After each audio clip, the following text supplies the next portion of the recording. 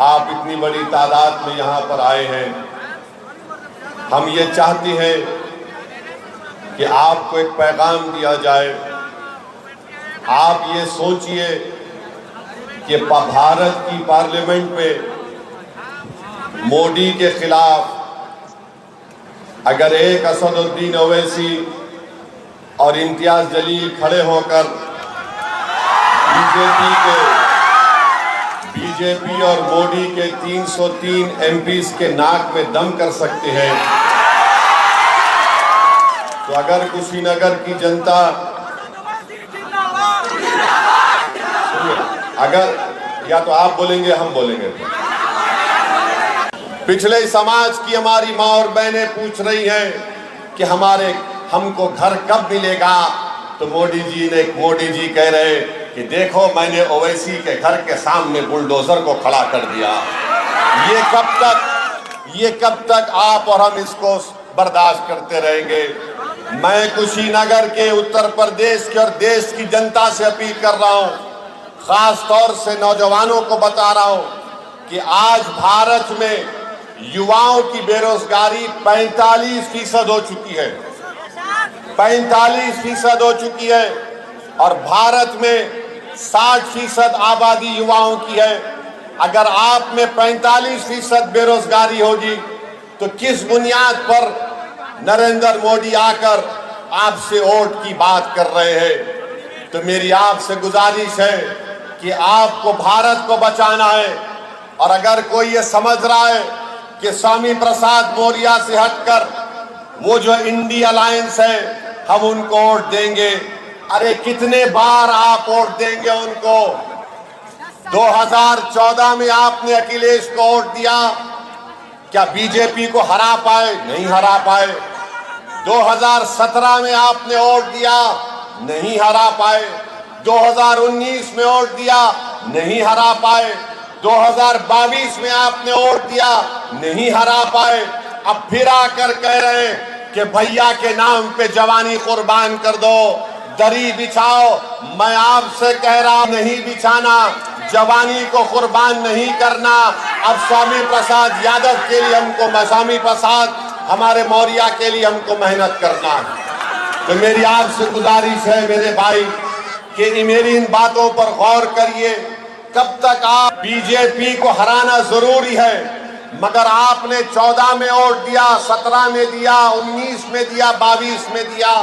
बताइए क्या हासिल किया? समाजवादी बीजेपी को नहीं हरा सकती। अखिलेश यादव और नरेंद्र ए भाई रुक जाइए। ए भाई छोड़ दीजिए ना, आप रुक जाइए, ठहरिए ना, बदलिए मत, रुक जाइए।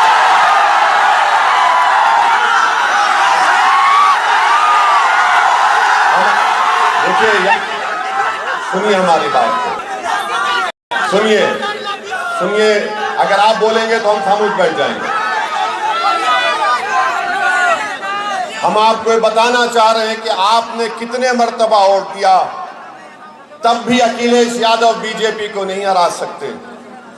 इस बार भी नहीं हरा सकते। हम बता रहे हैं आपको, आप स्वामी प्रसाद मौर्य साहब का साथ दीजिए।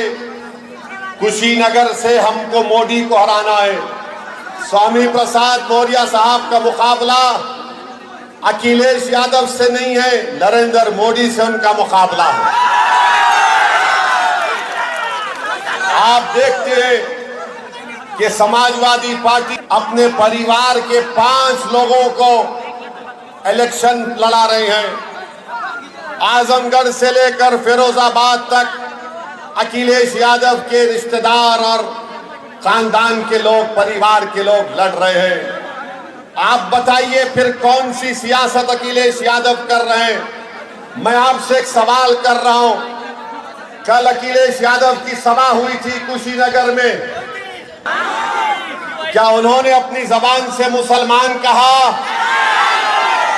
लफ्ज मुसलमान कहा? जो अपनी जबान से मुसलमान नहीं कह सकता वो तुम्हारे वोट का हकदार। स्वामी प्रसाद मौर्य साहब कहते हैं किसी के बाप से डरने वाला नहीं है शख्स ये। जो अपनी जबान से मुसलमान नहीं कह सकता वो आकर हमारे दरमियान में कह रहा है कि हमको वोट दे दो पीडीए के नाम पर। अरे अखिलेश यादव, जरा ये तो बता दो कि तुम बीजेपी का डर दिखा रहे हो, मगर जब तुम मुख्यमंत्री थे 2013 में मुजफ्फरनगर में फसाद हुआ था। मुजफ्फरनगर में फसाद हुआ था, 50,000 मुसलमान घर से बेघर हो गए थे। कौन था मुख्यमंत्री? अखिलेश यादव थे। वहां पर कई महिलाओं की इज्जत लूटी गई। आज भी वो महिलाएं अपनी लड़ाई को कोर्ट में लड़। अखिलेश यादव और नरेंद्र मोदी में कोई फर्क नहीं है, एक सिक्के के दो रुख हैं। मैं आपको बताना चाह रहा हूं कि समाजवादी पार्टी ने इस लोकसभा के चुनाव में 62 लोगों को अपना उम्मीदवार बनाया। 62 में कितने मुसलमानों को टिकट दिया? अखिलेश यादव ने 4 को। अपने परिवार से 5 लोगों को टिकट देते हैं और आकर सामाजिक न्याय की बात करते हैं, आकर इत्तेहाद की बात करते हैं। बताइए मेरे अजीज दोस्तों और बुजुर्गों, किस बुनियाद पर आप समाजवादी पार्टी को वोट देंगे जो बीजेपी को हरा नहीं सकते? कुशीनगर की जनता से अपील करने आए हैं कि आप पहली तारीख के दिन अपना एक वोट का सही इस्तेमाल करिए और अपने वोट के जरिए नरेंद्र मोदी को कुशीनगर में और यहां से बीजेपी को हराने का काम करिए। पार्लियामेंट में अगर स्वामी प्रसाद मौर्य साहब जाएंगे, असदुद्दीन ओवैसी होगा, इम्तियाज जलील होंगे इंशाअल्लाह, अख्तरुल ईमान होंगे इंशाअल्लाह, पीडीएम के हमारे कई लोग जीत कर जाएंगे।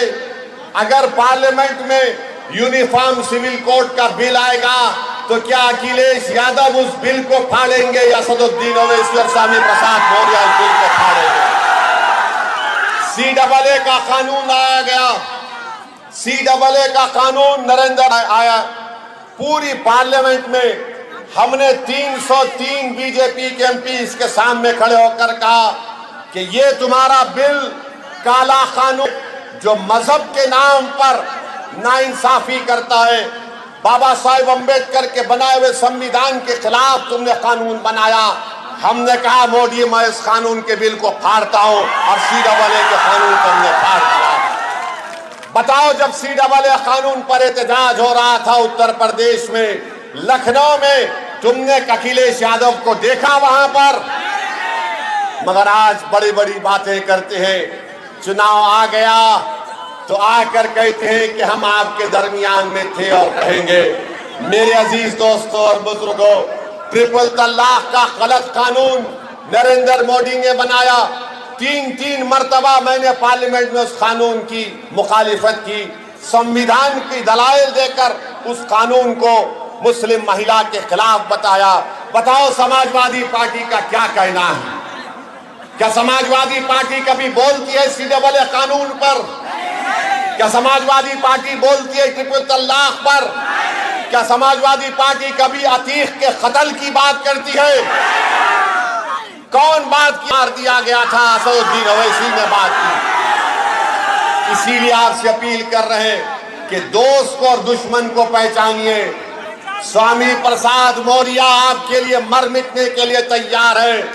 फर्क स्वामी प्रसाद मौर्य में और अखिलेश में ये है कि अखिलेश ये कहते हमसे आकर कि तुम अपनी जवानी मुझ पर कुर्बान कर दो, तुम जान दे। प्रसाद मौर्य, पल्लवी पटेल और ओवैसी ये कहता है कि हम पहले मरेंगे तुम पर आंच आने से पहले। ये हम तो मेरे इज्जतदार माँ और बहनों से मेरी अपील है कि 1 तारीख के दिन गन्ना किसान के निशान पर बटन दबाइए। अब आप जानते हैं कि भारत के प्रधानमंत्री आजकल क्या क्या अनाप शनाप कह रहे हैं। आज मोदी जी कह रहे हैं कि मैं अपनी मां के पेट से पैदा नहीं हुआ, बायोलॉजिकल पैदा हुआ। हम पूछना चाहते हैं उत्तर प्रदेश के मुख्यमंत्री से, बाबा से, कि बाबा आप मोदी की बात से मुत्तफिक हैं कि नहीं पैदा हुए? आप बताइए मोदी जी क्या क्या बातें कर रहे हैं, क्या क्या कह रहे हैं?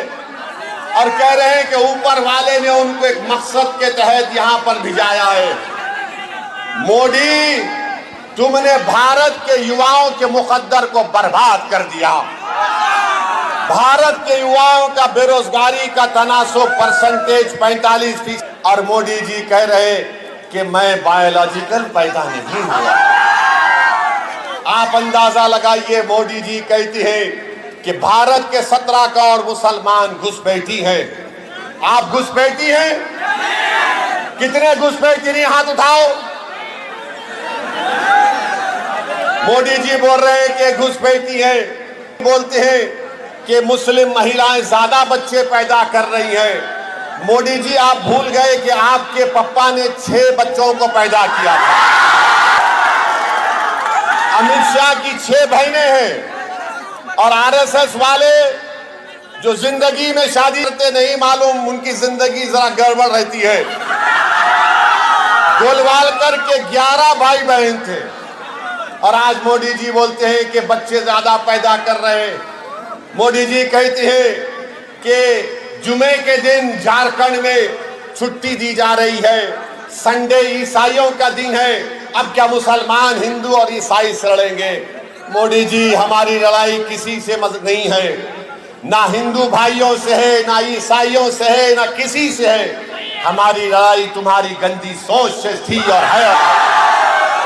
हम नफरत को खत्म करना चाहते हैं, हम हिस्सेदारी चाहते हैं, हम इज़्ज़ारना चाहते हैं। मेरे अजीज दोस्तों और बुजुर्गों, मेरे अजीज दोस्तों और बुजुर्गों, अब मोदी जी कह रहे हैं कि आरक्षण मुसलमानों का छीन लिया जाएगा। मोदी जी, क्या आप नहीं जानते कि जिस तेली समाज से आप आते हैं उसी तेली समाज को गुजरात में मुसलमान जो है आरक्षण मिलता है। मेरे भाई, आप ये भी जानते हैं कि मोदी जी मंगल पांडे की बात तो करते हैं कि पूर्वांचल का बेटा था, मगर मोदी जी पूर्वांचल का बेटा मुख्तार अंसारी भी है। वो मुख्तार अंसारी जिसने अंग्रेजों के खिलाफ अमरबान कर दिया, मगर मोदी जी मुख्तार अंसारी के बारे में बात नहीं करना चाहते। मेरे अजीज दोस्तों और बुजुर्गों, आरक्षण लेने की बात भारत के प्रधानमंत्री करते हैं। हम उनको बताना चाहते हैं कि उत्तर प्रदेश में अंसारी भाई, आप उनको 1950 का प्रेसिडेंशियल ऑर्डर खत्म क्यों नहीं करते? अंसारियों को रिजर्व आरक्षण मिलता है, काश्तकार को मिलता है, कसाब को मिलता है, कुरैशी को मिलता है, चाक को मिलता है, तेली मकीक को मिलता है, दर्जी को, इदरीसी को, मोची को, मोइन को, अंसार को, मंसूरी को, मुस्लिम का ऐसा है। मगर मोदी जी लड़ाने का काम कर रहे हैं। मोदी जी लड़ाने का काम कर रहे हैं। मोदी जी, अब बस करो। कितना लड़ाओगे? कितना नफरत को आम करोगे? आज देश की जनता परेशान है कि जाओ आज के पास जाकर मुजरा करो। मोदी जी, नेपाल आंखें दिखा रहा है। आप क्या भांगड़ा कर रहे थे नेपाल के सामने? चीन हमारी 2000 स्क्वायर किलोमीटर पर कब्जा कर कर बैठ गया। मोदी जी, क्या आप ब्रेक डांस कर रहे थे? मोदी जी, ये आपके गौ रक्षक गाय का नाम लेकर क्या क्या नहीं कर देते हैं? क्या आप उनके साथ भरतनाट्यम कर रहे थे? तो दिखाने के लिए मोदी के पास कुछ नहीं है और बोलते हैं ताला लग जाएगा मंदिर को। अरे मोदी जी, तुमने तो पूरे देश के गरीबों को चंद घंटे का टाइम दिया और पूरे देश को लॉकडाउन कर दिया था। यही उत्तर प्रदेश का नौजवान जो मुंबई में था, दिल्ली में, हैदराबाद में, बेंगलुरु में था, वो तड़प गया अपने गांव को वापस आने के लिए। ट्रेन को बंद कर दिया, तुमने हर चीज को बंद कर दिया। आज तुम ताले लगाने की बात करते हो। 500 और 1000 की नोट तुमने गायब कर दी। तो कितने छोटे कारखाने आज बंद पड़ गए, हजारों लाखों की रोजगार हो गए। मगर मोदी को सिर्फ